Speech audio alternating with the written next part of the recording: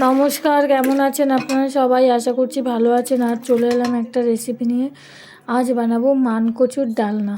তার জন্য এখানে কচুটাকে ভালো করে ধুয়ে কেটে ছোট ছোট পনিরের টুকরোর মতো করে নিয়েছি। করে ওটাকে সিটি মেরে নিলাম। 2 থেকে 3টে সিটি মেরেছি যাতে ভালোভাবে গলে যায়। এবার কড়াইতে দিলাম তেল, তেলের উপর দিলাম জিরে ফোড়ন দিয়ে এবার টুকরো করে কেটে রাখা আলুটাকে লাল লাল করে ভেজে নেব। এই যে কচুটা সেদ্ধ হয়ে গেছে। এই যে এবার এটাকে তুলে নেব। আপনাদের ওখানে কি বৃষ্টি হচ্ছে? অবশ্যই জানাবেন। এখানে কিন্তু ভালো বৃষ্টি হচ্ছে।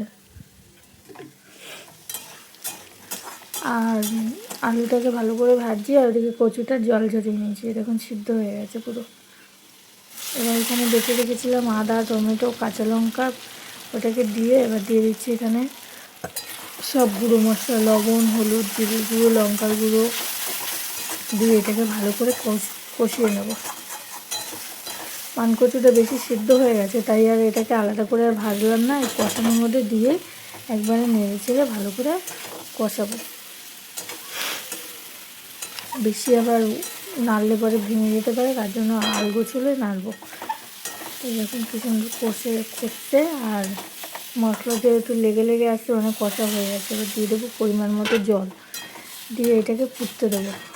আর আমার ভিডিওগুলো যদি আপনাদের ভালো লাগে অবশ্যই like, comment, share and subscribe করে আমার পাশে থাকবেন।